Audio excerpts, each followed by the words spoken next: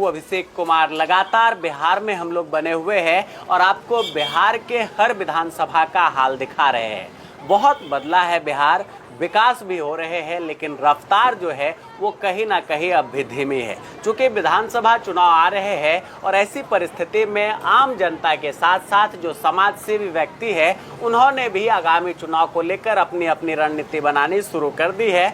जनता चौक चौपाल पर बैठकर चर्चा करने में जुटे हैं कि आखिर क्या करना है इस बार। इसी संबंध में इस विषय पर विस्तार से बातचीत करने के लिए हम लोग इस वक्त आलमनगर में मौजूद हैं और हमारे साथ देखिए मंटू सिंह जी, जो इस क्षेत्र में किसी परिचय के मोहताज नहीं है क्योंकि कई बार इन्हें समाज सेवा का मौका मिला है और वर्तमान समय में जो श्रृंगार पंचायत है उसके मुखिया प्रतिनिधि भी हैं। सिंह साहब, बहुत बहुत स्वागत आपका। आप अपनी आवाज़ को उठाने के लिए जाने जाते हैं। क्षेत्र में कोई भी समस्या हो, किसी को कोई परेशान कर रहा हो, लगातार आप बढ़ चढ़कर हिस्सा लेते हैं और पीछे परेशानी में आप भी घिरे थे, उस पर चर्चा करेंगे। लेकिन ये जो परेशानियां हैं और जो विकास हो रहा है उस पर क्या कहेंगे? कितना बदलते हुए 5 साल में बिहार को आपने देखा? विकास तो हो ही रहा है, अपराध उतना ही बढ़ते जा रहा है। जितना तेज से विकास हो रहा है उतना तेज अपराध बढ़ रहा है। अपराध को कंट्रोल कर ले सरकार, वो बहुत बड़ा मुद्दा है। पहला मुद्दा अपराध कंट्रोल, और रोड और तो ठीक ठाक हो ही रहा है, करीब करीब विकास ठीक है। विकास ठीक है, मतलब आप अगर बिहार सरकार को ग्रेडिंग की बात आए तो इस क्षेत्र में कितना लगता है आपको? 100 में कितना नंबर मिलना चाहिए? पहले भी आलमनगर आते थे, 75% तो मिलना चाहिए। 75% सड़क के मामले में, सड़क के मामले मिलना चाहिए। लेकिन प्रशासन को थोड़ा दुरुस्त करने की जरूरत है क्योंकि अपराध लगातार इन क्षेत्रों में बढ़ रहा है और ऐसी स्थिति में हर कोई डर और खौफ के माहौल में जीने को आजकल मजबूर हो गया है। आने वाले समय में जो चुनाव है और चुनाव में क्या देखा जाता है कि तब नेता क्षेत्र में आकर जनता के बीच में उनके पैर पकड़ने तक को उतार हो जाते हैं और दिखते नहीं है 5 साल तक। क्षेत्र में ये बड़ी शिकायत रहती है। आपको क्या लगता है इस बार जनता को क्या सोच के इस विधानसभा चुनाव में मतदान करना चाहिए? विकास सोच करके करना चाहिए और ऊपर देख करके चलना पड़ेगा। ऊपर फिर मोदी जी को देखते हुए चलना पड़ेगा। मोदी जी को देखते हुए चलना पड़ेगा। मोदी जी को ही वोट करेंगे। हाँ, मोदी जी को वोट करेंगे।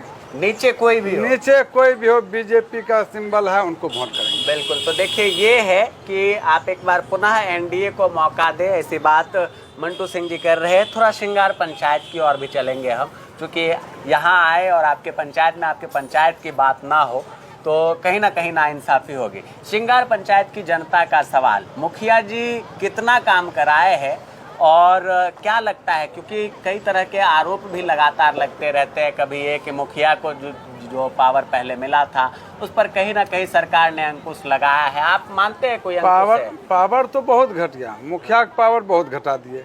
बीच में कहते सरकार मुखिया बनाएंगे, फिर क्या करें, जिसका टेंडर हो गया वही बनाएंगे।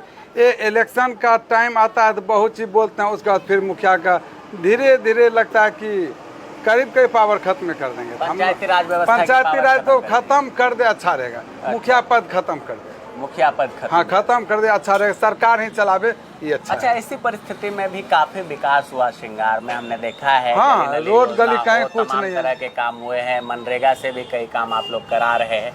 एक दो आप संक्षिप्त में बताएं जो आपके काम हुए हो पंचायत में और जिससे आप भी संतुष्ट है, यहाँ की जनता भी संतुष्ट है। मेरा जो रोड बन रहा है, रोड कंप्लीट है। इंदिरा आवास में हम लोग जो पेमेंट करवाते हैं, 1 रुपया घूस नहीं लेने देते, तो वहाँ पर खड़ा रह करके, मतलब नो रिश्वत। एक रिश्वत तो है ही नहीं। अच्छा। नहीं दलाल है, सब चीज मुक्त कर दिए हैं। हाँ। और कंटिन्यू जीत रहे हैं। फर्स्ट बार थोड़ा, तीसरा राउंड है। तीसरा राउंड मतलब पहली बार किसी को मौका मिल जाए तो होता है भाग्य से मौका मिल गया।